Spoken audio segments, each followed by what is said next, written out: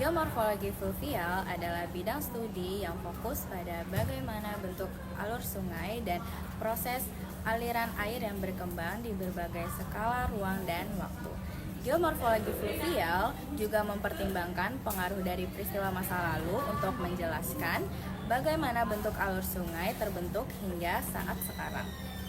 Ada juga beberapa hal yang akan saya bahas di dalam video ini, yaitu yang pertama, proses pemeriksaan sungai. Sungai dapat diperiksa dari berbagai skala, baik dari saluran individu maupun saluran sistem drainase yang kompleks. Yang kedua, pembentukan alur sungai. Bentuk alur sungai dipengaruhi oleh keseimbangan antara gaya fisik yang bekerja pada material seperti sedimen dan resistensi material tersebut terhadap perpindahan. Yang ketiga, pengaruh faktor lingkungan. Faktor-faktor lingkungan setempat seperti geologi, iklim, dan vegetasi berinteraksi dengan kekuatan hidrolik sesuai untuk membentuk berbagai tipe saluran yang ada di alam. Jadi, geomorfologi fluvial adalah ilmu yang mempelajari dinamika keberagaman bentuk sungai di seluruh dunia yang disebabkan dari berbagai proses fisik dan lingkungan. Baik, materi selanjutnya ialah keanekaragaman bentuk sungai. Sungai dapat ditemukan di wilayah daratan, kecuali daerah yang sangat gersang atau beku permanen. Bentuk dan pola sungai mencerminkan berbagai kondisi lingkungan seperti iklim, geologi, dan vegetasi. Iklim dan topografi. Ada beberapa faktor utama yang mempengaruhi bentuk dan sistem sungai. Contohnya seperti Sungai Nil dan Sungai Colorado melintas beberapa zona iklim dari lembab ke gersang dan menopang aktivitas pertanian di daerah gurun. Selanjutnya, sungai dapat mengalir dalam satu saluran atau beberapa saluran. Hal ini dapat terbentuk di daerah kering dan mengalir hanya pada saat musim hujan saja. Ada alur-alur sungai yang terbentuk di atas batuan dasar, lalu mencampur dengan endapan aluvial. Lalu setiap sungai mengalir dan daerah sedimentasinya ada tangkapan air. Ukuran cekungan drainase sangatlah bervariasi, mulai dari beberapa hektar hingga juta kilometer persegi. Selanjutnya, jaringan drainase sungai terdiri dari beberapa cabang, lalu bergabung menjadi saluran yang lebih besar. Saluran sungai bervariasi ukurannya dari hulu kecil hingga sampai besar di hilir. Pola jaringan drainase menggambarkan cara air sedimen dialirkan dari lereng bukit menuju ke daerah aliran sungai melalui berbagai bentuk jaringan dan saluran. Jenis pola jaringan drainase yang terbentuk sangat dipengaruhi oleh kontrol geologi serta faktor-faktor lingkungan lainnya, seperti topografi, tanam, iklim, sejarah. Berikut adalah beberapa jenis pola jaringan drainase. Yang pertama, pola dendritik, pola yang mirip dengan pola pertambangan pohon. Pola drainase ini terbentuk secara acak tanpa kontrol geologi yang kuat. Yang kedua, pola paralel, pola yang terbentuk di wilayah dengan kemiringan yang sangat kuat. Yang ketiga, pola lateralis, pola yang muncul di daerah dengan kontrol struktural yang kuat, seperti lapisan batuan yang berselang-seling antara lapisan keras dan lunak. Yang keempat, pola persegi panjang. Pola ini terjadi ketika terdapat dua kontrol struktural yang tegak lurus satu sama lain. Yang kelima, pola radial. Nah, biasanya pola ini ditemukan di sekitar kubah atau gunung berapi, di mana drainase berkembang simetris mengikuti erosi di sekitar pusat yang terangkat. Faktor pembentukan pola jaringan drainase. Jaringan drainase pada suatu daerah mencerminkan banyak faktor geologis dan lingkungan. Pengaruh geologi dasar seringkali menentukan apakah pola drainase akan acak ataupun terkontrol. Ada 4 faktor yang mempengaruhi jaringan drainase. 1. Meliputi jenis batuan dasar, sangat menentukan pola drainase. Misalnya batuan homogen tanpa banyak retakan cenderung membentuk pola dendritik, sedangkan lapisan batuan dengan kekerasan berbeda, memicu pada pola tralis. Yang kedua, topografi dan kemiringan. Daerah dengan kemiringan tajam akan membentuk pola paralel karena gravitasi memaksa aliran mengikuti lereng di daerah landai ataupun dataran rendah. Drainase mungkin membentuk pola acak ataupun pola dendritik. Yang ketiga, iklim. Wilayah dengan iklim yang menyebabkan pelapukan batuan atau perubahan lanskap besar, misalnya di daerah tropis dengan curah hujan tinggi, seringkali pola drainase lebih bervariasi dan kompleks.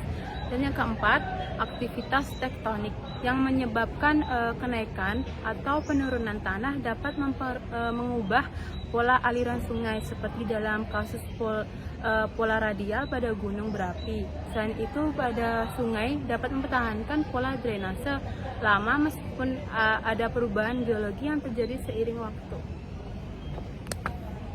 Proses pembentukan dan penyesuaian saluran sungai. Sungai dan anak sungai membentuk serta memperbarui salurannya melalui proses erosi dan sedimentasi. Erosi di dasar dan tepian saluran dapat menyebabkan pelebaran dan pendalaman saluran, sementara pengendapan sedimen dapat mengurangi kedalaman dan bahkan membentuk palang saluran. Penyesuaian bentuk saluran terjadi melalui keseimbangan antar daya erosi aliran dan ketahanan material dasar, serta tepian terhadap erosi. Ketahanan terhadap erosi ini bergantung pada jenis material yang membentuk dasar dan tepian. Misalnya, saluran yang terbentuk di aluvium pasir cenderung lebih mudah terkikis dibandingkan dengan yang terbentuk di batuan dasar. Uniknya, partikel-partikel halus seperti lanau dan lempung itu lebih sulit terkikis karena kohesi elektrokimia antar partikelnya. Selain itu, keberadaan vegetasi di sepanjang tepian juga menambah ketahanan terhadap erosi. Dalam kasus saluran berbatu, hanya banjir ekstrim yang mampu mengubah bentuknya secara signifikan, sehingga penyesuaian saluran ini biasanya terjadi secara sporadis dengan periode stabil yang cukup lama. Energi yang diperlukan untuk membentuk dan mengubah saluran sungai berasal dari aliran air yang melalui saluran.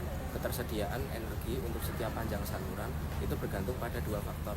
Yang pertama yaitu ada debit aliran, dan yang kedua kemiringan lereng saluran.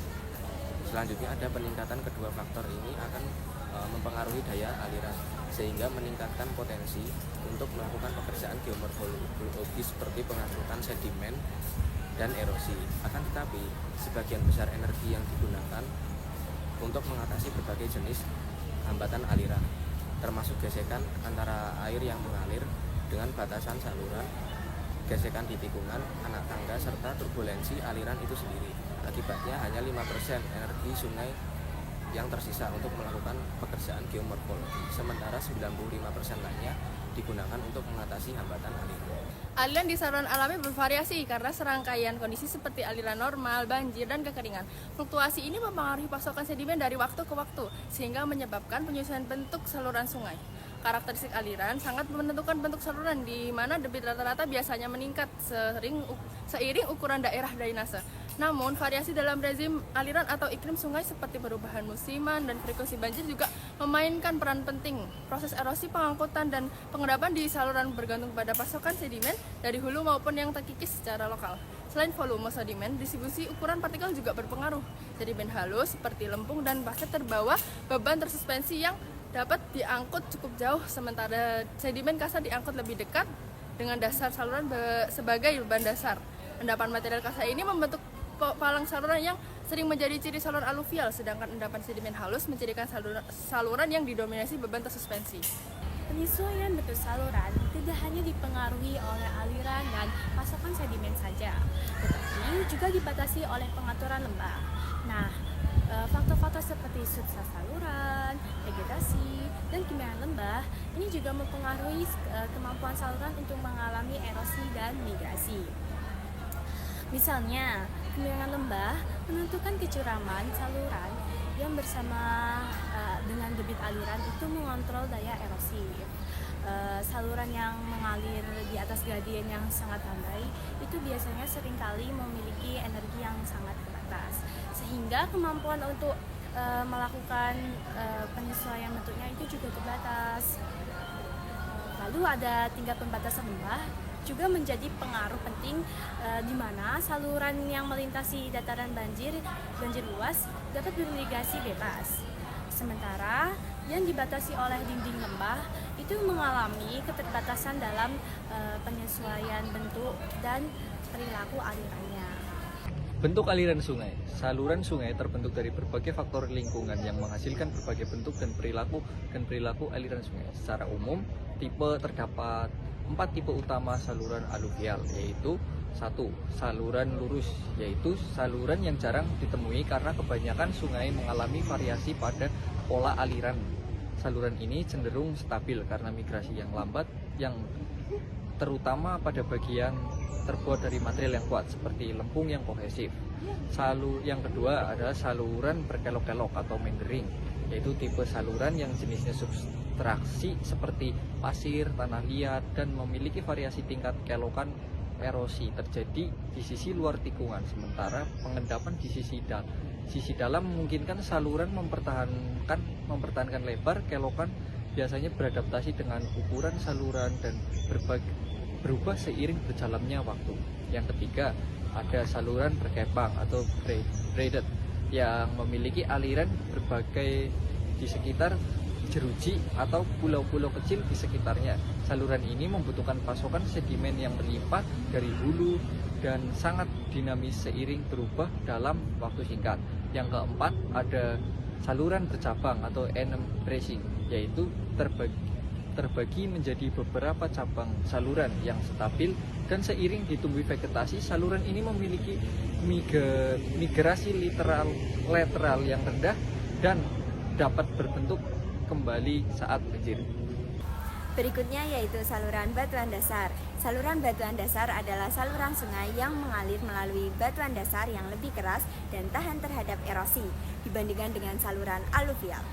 Batuan dasar yang keras menyebabkan proses erosi berlangsung lebih lambat, sehingga saluran ini cenderung lebih stabil dan tidak mudah berubah bentuk. Faktor-faktor struktural seperti sambungan, perlapisan, dan pola geologi di sekitarnya sangat memengaruhi bentuk dan arah aliran sungai ini. Sebagai contoh, saluran batuan dasar bisa mengikuti patahan atau sambungan geologis menghasilkan pola aliran lurus. Di sisi lain, saluran batuan dasar dapat membentuk kelokan yang dalam dan tajam ketika erosi terus bekerja dalam jangka waktu lama, terutama di wilayah berbatu dengan aliran yang kuat, seperti pada sungai berkelok di daerah Ngarai. Kesimpulannya, sungai adalah sistem yang kompleks dan dinamis yang ditemukan di berbagai zona iklim dan terdiri dari jaringan saluran yang mengalirkan air serta sedimen dari cekungan drainase menuju outlet. Bentuk dan struktur saluran sungai dipengaruhi oleh sejumlah faktor, termasuk pasokan air dan sedimen, substrat saluran, lebar dan lereng lembah, serta vegetasi di tepi sungai. Karena adanya variasi faktor ini, baik antar sungai maupun di sepanjang aliran yang sama, terbentuklah berbagai bentuk dan karakteristik saluran fluvial. Secara umum, terdapat 4 tipe saluran fluvial, yakni lurus, berkelok, berkepang, dan bercabang. Sementara saluran yang mengalir melalui batuan dasar juga menunjukkan keanekaragaman bentuk. Sungai secara terus-menerus menyesuaikan salurannya untuk mencapai keseimbangan antara kekuatan aliran yang mengikis dan ketahanan batas saluran, sehingga membentuk lanskap yang khas sesuai dengan kondisi lingkungannya.